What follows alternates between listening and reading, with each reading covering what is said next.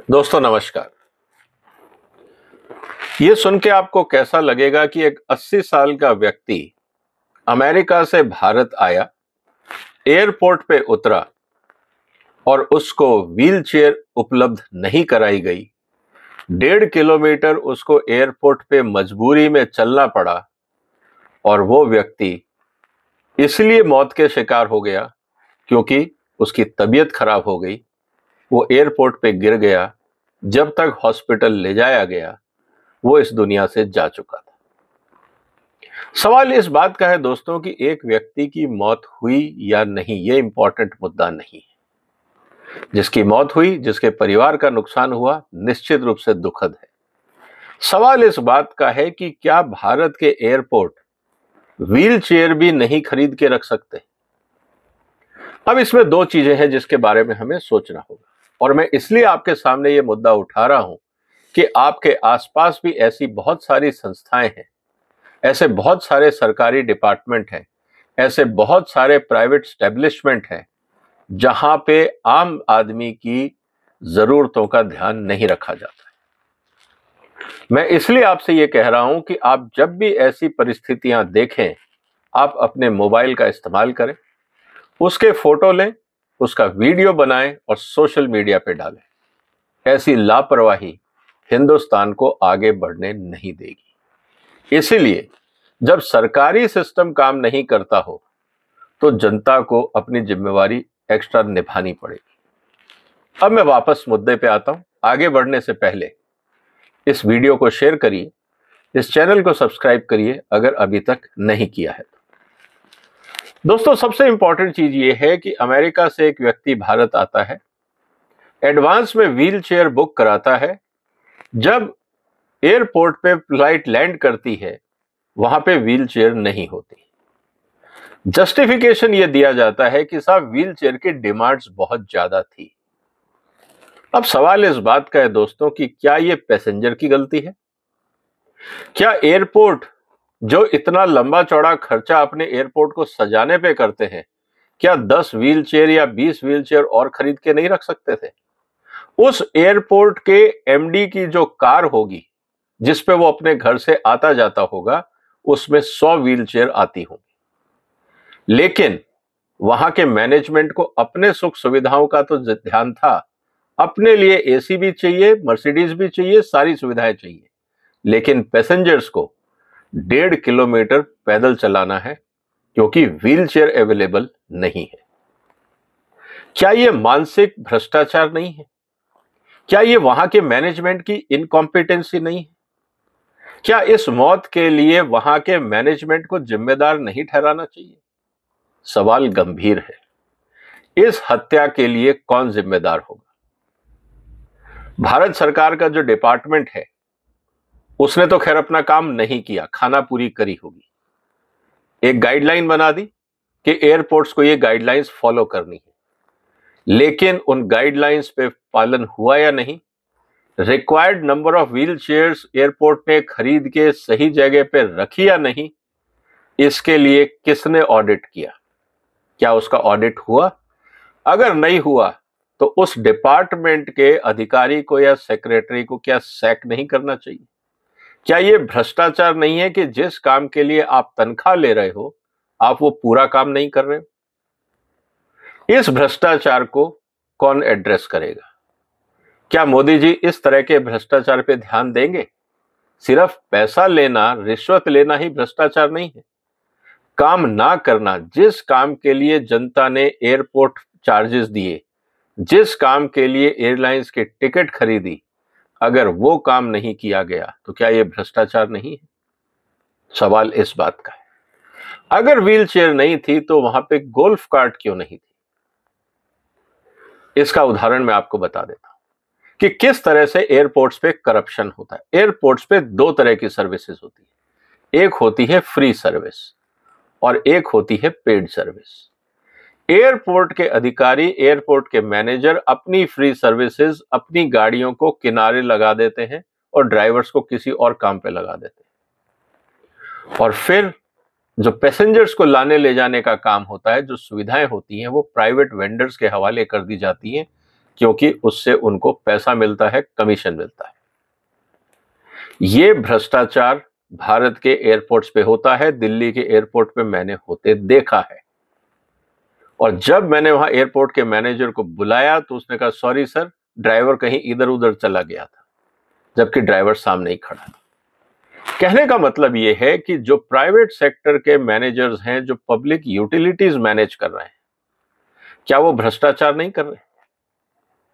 सवाल इस बात का है कि ये डिटेल सारी एयरपोर्ट की वेबसाइट पे क्यों नहीं होती कि एयरपोर्ट में कितनी व्हील चेयर्स हैं, कहां मिलेंगी, नियरेस्ट गेट कौन सा है जहां पे व्हील चेयर्स मिलेंगी। ये सारी जानकारी जब आपके पास इंटरनेट है, आपने हर एयरपोर्ट का ऐप बनाया हुआ है, तो ये सारी जानकारी डिटेल्ड पैसेंजर यूटिलिटी और पैसेंजर फैसिलिटीज की इन्वेंट्री ऐप्स पे क्यों नहीं है? क्यों छुपाती है एयरपोर्ट की मैनेजमेंट जनता से ये सारी जानकारी? दूसरा सवाल ये उठता है कि इस तरह की सुविधाओं की ऑडिट करने की जिम्मेवारी किसकी है? क्या directorate general of civil aviation इस तरह का ऑडिट करता है? अगर ऑडिट करता है, बॉम्बे के एयरपोर्ट पे कितनी व्हील चेयर्स थी, क्या वो सफिशिएंट थी या नहीं थी, इसकी रिपोर्ट क्या डीजीसीए सार्वजनिक करेगा? क्या प्राइम मिनिस्टर ऑफिस इस बात को सुनिश्चित करेगा कि ये सारी जानकारी इंटरनेट पे जनता के सामने हमेशा अवेलेबल रहे? और अगर इसका ऑडिट हुआ था और बाद में ये पता लगता है कि ऑडिट गलत था या फिक्टिशियस था, या फेक पेपर पे साइन करवाए गए, या बिना जानकारी के फिजिकल ऑडिट के ये चीजों को एक्सेप्ट किया गया, तो क्या डीजीसीए के जो उच्च अधिकारी हैं, क्या उनको सैक नहीं करना चाहिए? दोस्तों, आज इंटरनेट का जमाना है। ये मुद्दा क्यों गंभीर है? ये गंभीर इसलिए है कि 80 साल के व्यक्ति की मौत होती है, और वो भी किससे? एयर इंडिया से उतरने पर। एयर इंडिया वो संस्था है जिसने भारत को बदनाम कर दिया था because of late take off, poor service, misbehaviour, दुनिया भर की चीजों के कारण अल्टीमेटली भारत को एयर इंडिया को डिसइन्वेस्ट करना पड़ा। किसने खरीदा? टाटा ने। हमने और आपने शायद ये सोचा होगा कि टाटा के आने से सुविधाएं सुधार होंगी, लेकिन हालत और खराब हो गई। क्या टाटा ने सिर्फ एसेट खरीद के अपनी जेब भरने की कोशिश की? क्या टाटा चेयरमैन इस बात को सुनिश्चित करेंगे कि डीजीसीए की सारी गाइडलाइंस फॉलो हो और उसकी सारी की सारी जानकारी एयर इंडिया की वेबसाइट पे हो, उनके एप्स पे हो? क्या एयर इंडिया इस पैसेंजर को कंपनसेशन देगा क्योंकि व्हीकल जो व्हील चेयर था उसका उपलब्ध कराने की जिम्मेवारी एयर इंडिया की थी? क्या एयर इंडिया या टाटा ग्रुप ये कहना चाहेगा कि उनके पास पैसे नहीं थे कि वो 10 व्हील चेयर और एक्स्ट्रा खरीद के एयरपोर्ट पे रख सकें? किस बात की लापरवाही थी? मैं जानता हूं इस बात को कि यह काम चेयरमैन का नहीं है, लेकिन टाटा ने ऐसे लोगों को एम्प्लॉय कर रखा है, या तो वो मानसिक रूप से करप्ट हैं, या इनकॉम्पिटेंट हैं, या दोनों हैं। क्या ऐसे लोगों को संस्था में रखना जरूरी है? इस मौत का जिम्मेदार एयर इंडिया किसको मानती है? अपनी संस्था, दूसरे पे टालने की जरूरत नहीं है। एयर इंडिया किसको अपनी संस्था में इस बात के लिए जिम्मेवार मानती है कि इस पैसेंजर की डेथ हुई? अकाउंटेबिलिटी क्यों नहीं फिक्स की जाती? और मैं मैनेजमेंट लेवल के आदमी की बात कर रहा हूं, नीचे सुपरवाइजर या पोर्टर की मैं बात नहीं कर रहा हूं, क्योंकि मैनेजमेंट की जिम्मेवारी ये होती है कि सुविधाएं टाइम पे और सही रूप में मिले। ये काम पोर्टर का नहीं है, वो इतना कॉम्पिटेंट नहीं है। अगर उसमें क्षमता होती तो वो शायद एयरपोर्ट मैनेजर होता या चेयरमैन की कुर्सी पे होता। सवाल इस बात का है कि क्या एयर इंडिया इस बात की जिम्मेवारी लेगा?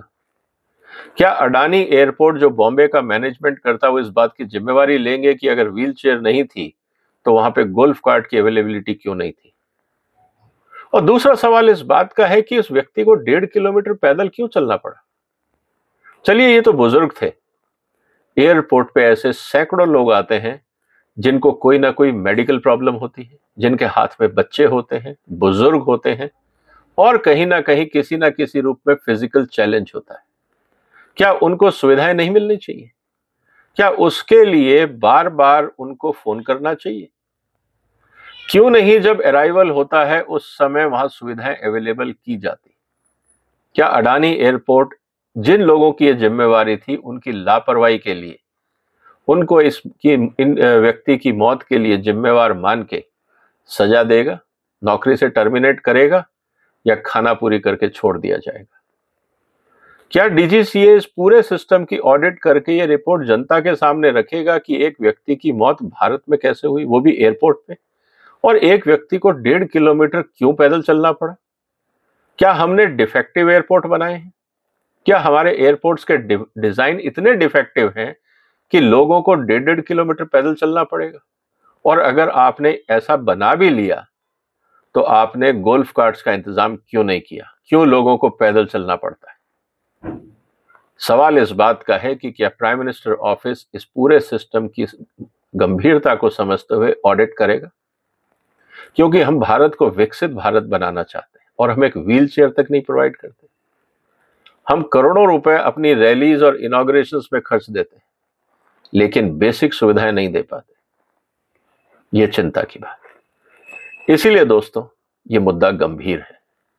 यह हमारी काम करने की शैली, हमारी मानसिकता बहुत कुछ दिखाता है। और इस तरह की जो करप्शन है, इसको कौन एड्रेस करेगा? यह वो करप्शन है जिससे भारत का नाम खराब होता है।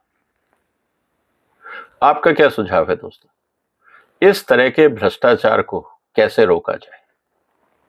इस तरह की अगर घटनाएं या दुर्घटनाएं होती हैं तो इसको रोकने के लिए किसको जवाबदेह बनाना चाहिए? आप अपने सुझाव कमेंट बॉक्स में लिखिए। फिर एक और गंभीर मुद्दे पे मैं आपसे चर्चा करूंगा। तब तक आप अपना ध्यान रखिएगा। फिलहाल वंदे मातरम।